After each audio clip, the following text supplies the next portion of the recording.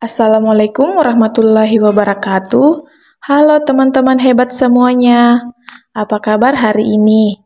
Semoga teman-teman semua selalu sehat dan selalu bersemangat untuk mengikuti pelajaran yang saya akan sampaikan.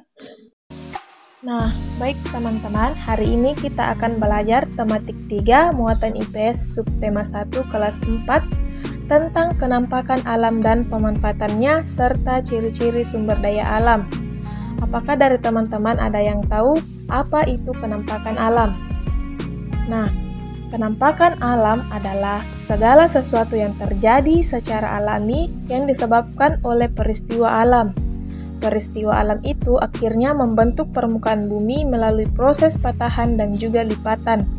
Nah, kenampakan alam ini terbagi menjadi dua, ada kenampakan alam daratan dan ada juga kenampakan alam perairan. Contoh dari kenampakan daratan adalah dataran tinggi dan juga dataran rendah, sedangkan contoh dari kenampakan perairan adalah pantai. Yang pertama kali kita akan bahas adalah tentang dataran tinggi. Kira-kira siapa yang pernah pergi ke Puncak Bogor, Jawa Barat? Nah, Puncak Bogor, Jawa Barat merupakan salah satu contoh dataran tinggi yang ada di Indonesia. Kira-kira apa ya yang dimaksud dari dataran tinggi? Dataran tinggi atau disebut juga plateau atau plato adalah dataran yang terletak pada ketinggian 200 hingga 600 meter di bawah permukaan laut. Dataran tinggi ini terbentuk sebagai hasil erosi dan sedimentasi. Dataran tinggi biasanya memiliki suhu udara yang dingin, karenanya dataran tinggi biasanya dijadikan tempat untuk menanam tumbuhan yang biasa hidup di tempat dingin seperti teh ataupun sayur-sayuran. Dataran tinggi ini juga dimanfaatkan sebagai tempat untuk peternakan sapi perah loh, karena udaranya yang cenderung dingin dan terasa sejuk. Dataran tinggi ini juga dimanfaatkan sebagai tempat wisata serta mata pencaharian penduduk di dataran tinggi. Umumnya adalah petani dan juga peternak.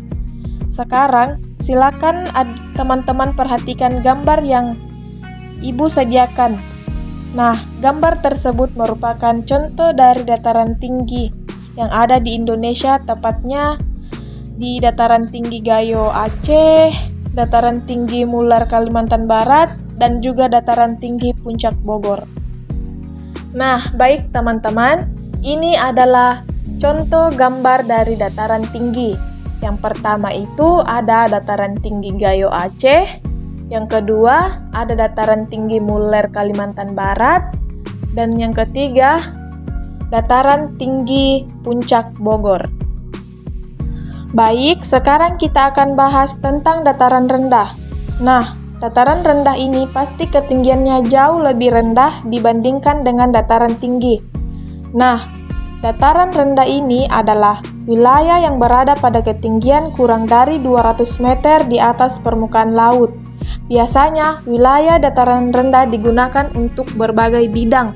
Contohnya seperti pertanian, perkebunan, peternakan, perumahan, dan juga industri.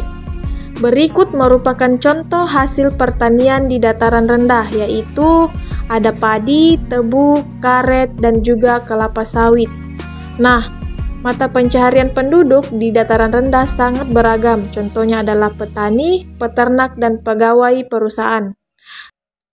Ini adalah contoh gambar hasil pertanian di dataran rendah. Yang pertama itu ada padi, yang kedua tebu, yang ketiga karet, dan yang keempat itu ada kelapa sawit. Kalau tadi kita sudah bahas tentang kenampakan alam dataran rendah, sekarang kita akan bahas tentang kenampakan alam perairan, yaitu pantai. Pantai atau pesisir adalah sebuah bentuk geografis yang terdiri dari pasir dan terdapat di daerah pesisir laut. Daerah pantai menjadi batas antara daratan dan perairan laut. Daerah pantai umumnya landai dan juga berpasir. Namun ada pula pantai yang berupa tepi. Nah, Indonesia merupakan negara kepulauan. Jadi, Indonesia memiliki banyak sekali pantai. Kira-kira apa saja pemanfaatan pantai di Indonesia? Mari kita simak sama-sama. Nah, ini adalah contoh gambar dari pemanfaatan pantai. Ada beberapa macam pemanfaatan pantai. Yang pertama digunakan sebagai tambak. Tambak dalam perikanan adalah kolam buatan. Nah, tambak ini biasanya dimanfaatkan sebagai sarana budidaya perairan atau akultuatur. Nah, hewan yang dibudidayakan adalah hewan air, contohnya ikan, udang, ataupun kerang. Yang kedua itu adalah pertanian garam. Nah, air laut ini dimanfaatkan untuk membuat garam. Air laut atau air garam itu akan dimasukkan ke dalam kolam besar, dan air akan dipisahkan dengan garam melalui proses penguatan alami yang memungkinkan garam untuk dipanen. Nah, selain untuk tambak juga pertanian garam, ada juga digunakan sebagai pertanian rumput laut. Sampai sini apakah teman-teman sudah paham? Mari kita lanjut ke pembahasan selanjutnya. Teman-teman, salah satu contoh sumber daya alam adalah tanaman. Tanaman ini bisa hidup dengan baik di dataran tinggi, dan ada juga yang hanya bisa hidup dengan baik di dataran rendah. Apa saja contoh tanaman tersebut?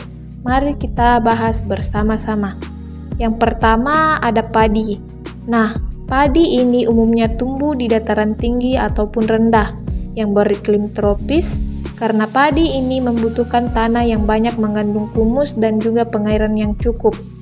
Nah, pada awal masa tanamnya, padi ini memerlukan tanah yang harus selalu digenangi oleh air. Padi ini biasanya ditanam di lahan yang terbuka karena membutuhkan sinar matahari. Tanaman padi umumnya ditanam di lahan yang luas dan datar, akan tetapi padi juga ditanam di lahan yang miring atau lereng. Nah, teknik penanaman padi pada lahan yang miring atau lereng ini disebut dengan songkedan atau tarsering. Yang kedua itu adalah teh. Teh ini umumnya tumbuh di dataran tinggi yang beriklim tropis ataupun subtropis dengan curah hujan yang cukup tinggi. Nah, tanah yang cocok untuk tanaman teh adalah tanah yang mengandung banyak humus. Berbeda dengan padi, teh ini tidak memerlukan banyak air pada saat masa awal tanam. Semakin tinggi daerah penanaman teh, maka semakin tinggi juga kualitas teh yang dihasilkan. Kesimpulan pembelajaran hari ini adalah kenampakan alam atau bentang alam terbagi menjadi dua, yaitu daratan dan juga perairan. Untuk wilayah daratan itu meliputi dataran tinggi dan dataran rendah, sedangkan wilayah perairan itu adalah pantai. Kenampakan alam ini terbentuk dari peristiwa alam yang melalui proses patahan dan juga lipatan. Dari proses patahan dan juga lipatan itu kemudian membuat permukaan bumi memiliki tonjolan serta cekungan. Nah, tonjolan ini biasanya berbentuk pegunungan dan cekungan. Di permukaan bumi biasanya adalah lembah atau pohon maupun sungai. Baik teman-teman, alhamdulillah pembelajaran kita hari ini sudah selesai. Saya ucapkan terima kasih kepada teman-teman yang sudah menyimak dengan baik penjelasan yang saya berikan. Semoga apa yang kita pelajari hari ini dapat bermanfaat dan teman-teman juga dapat memahami segala penjelasan yang sudah saya berikan. Sekian dan terima kasih. Wassalamualaikum warahmatullahi wabarakatuh.